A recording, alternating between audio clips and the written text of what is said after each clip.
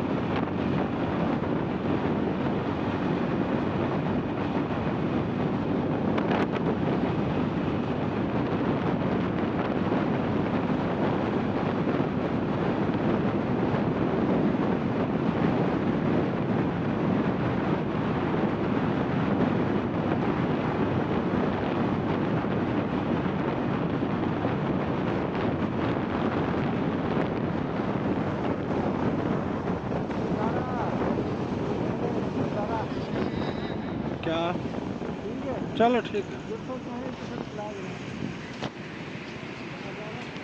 ये